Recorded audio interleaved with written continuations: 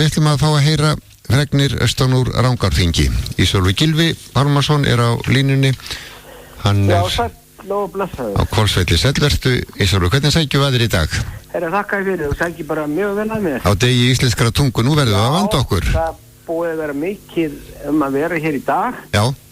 Og það hefð fyrir því í Hvolsskóla að lesa Njálu þennan dag. Það góð hefð. Afmælisdegi Jónasar Hallgrímssonar og ég svo glaður yfir því að ég fæ alltaf að setja þessa samkomu.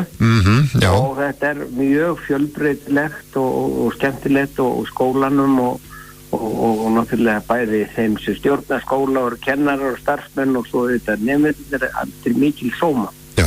Og það spilti nú ekki gleð okkur í dag að fá forsetann sjálfan í heimsókn. Aha. Sem að nú ákaflega alþýðlegur og höfðaði mjög til barnana og hann var held ég bara mjög snortinn af því hvað honum fannst þetta vera skemmtilegt. Meðal annars sunguðu þjóðsönginn fyrir hann og þetta fleira. Já, það er gaman að svona lögðu. Já, það ótrúlega gaman að þessu og þetta búið að vera hér í áraraðir á degi íslenskrar tungu þá var Njálssaga lesin og hún náttúrulega býstna nær okkur alltaf og ég var einmitt að segja börnunum frá því að hún var ekki bara fræg á Íslandi heldur líka vítt að breyttum heiminn og við erum alltaf með sögur sittur hér þar sem að Njálssaga í öndvegi og bara þetta var mjög merkilegt og skemmtilegt. Já, þetta gaman að heyra þetta bara til hamingju með þetta. Já, takk fyrir það. Góður síður að heyra. Já, svo ætlum við núna bara í næstu viku þá ætlum við að taka hér í notkun nýja félagsmiðstöð fyrir unga fólkið. Já. Þau hefur verið á svolítið rakhólum núna síðasta ára því að við fórum að nýta félagsmiðstöðinu undir annað. Við færðum hana leikskólanum og þar hún gamla húsið í þar að lífi og nýtist mjög vel sem leikskóladeild en það 100 krakkar hjá okkur í leikskólanum og við erum að taka eins árs börn í leikskóla sem nú eitt að fá á sveitarfélögum landsins. Já. Það brýtni þörf, sko. Já, þið gerir vel í því. En nú haust og þá mikill yfirleitt hjá sveitarstjórnarmönnum. Ekki verið að undirbúa fjárlagagerð fyrir næsta ár? Jú. Við erum svo sett búin að leggja fram drög af frumvarp af fjárhagsáætlun ársins 2017 og reyndar erum við með 3 ára áætlun líka og við það 2 umferðir við erum búin að leggja hana fram og ræðana og við leggjum hana fram sameiginlega bæði minn og meirihluti sem að mér skipta máli og við munum síðan hún breytist sjálfsagt eitthvað í meðförum en 10. desember ætlum við að vera búin að ljúka því máli og það alltaf heilmikið afleið á fjárhagsáætlunni búið. Já, og hvernig svona sýnist þér staðan vera?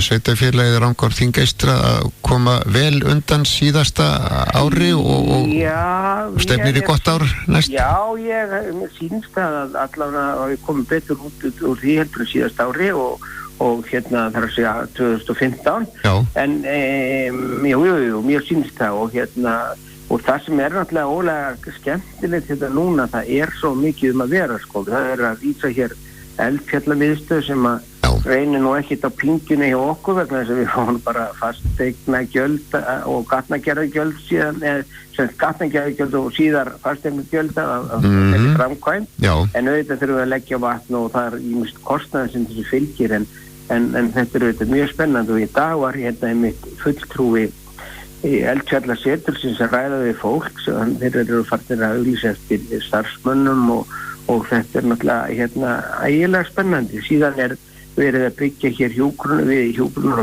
og dvalarheimili Kirkjuból. Það nú heilir 1500 fermetrar, húsið reynda 2500 fermetrar en það jáverk sem að byggir hjúkrunar heimilið okkar eða við það, þannig að þar eru mikla framkvæmdir, svo ungt fólk með fyrirtæki sem heitir Midgard og þeir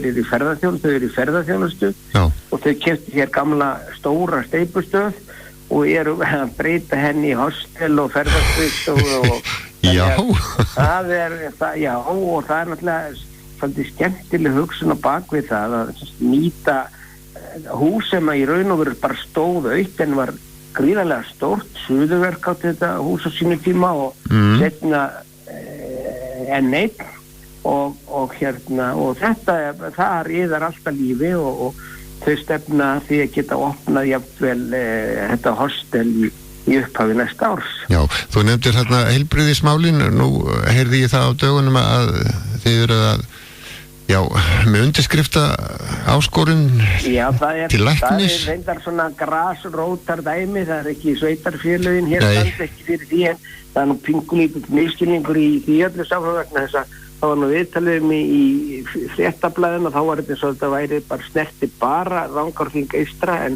þetta er sem sagt í öllum sveitarfélögum á Suðurlandi og þetta svona ef ég kann þetta rétt og þá er þetta í raun og veru tvíþætt. Annars vegar er hér ágætis læknir sem heitir Þórir Kolbeinsson og búinn að þjóna okkur býsna vel frá árinu 1989 ef ég veit það rétt.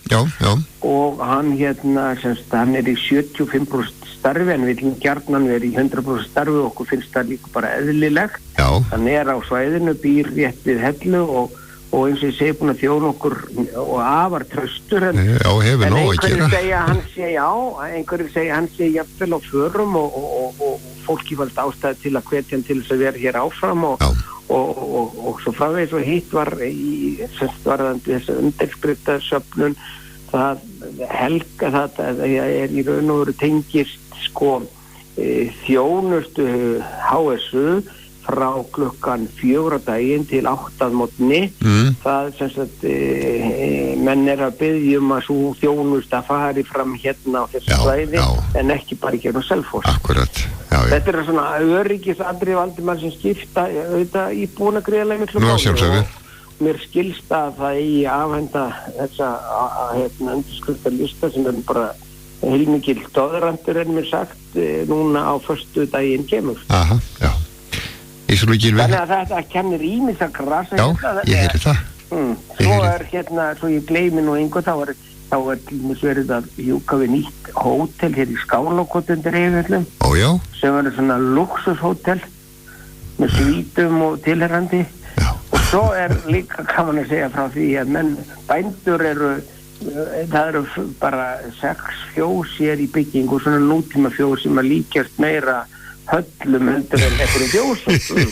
Svo sitja menn bara við tölvu og ég segi ekki að þeir sé með bindi eða þversleif en þeir gæti það jafnvel blankskóm og við tölvu og robotar sjáum allt. Það er tilfellið. En það er auðvitað mjög skemmtilegt og bændur segja gjarnan þegar þeir eru að fara úr gömlu fjósunum í þessi nútíma fjós að þessi bara eins og þessi skiptum vinnustað. Þetta er gaman að heyra. Ísur og Gylfi, bestu þakki fyrir þetta. Takk fyrir það eitt til viðbótar. Bara svo í muni að því að við erum báði gamla tónlist að á föstudegi kemur að þá verður haldið upp á 60 ára afmæli tónlistaskólans með tónleikum hér í félagsheimilinu Koli. Þannig það kennir ýmissa grasa þessi dag. Það er eitt og annað að vera í Rangárþingi. Það er greinilegt. Takk. Takk sem við leiðis. Blessaður.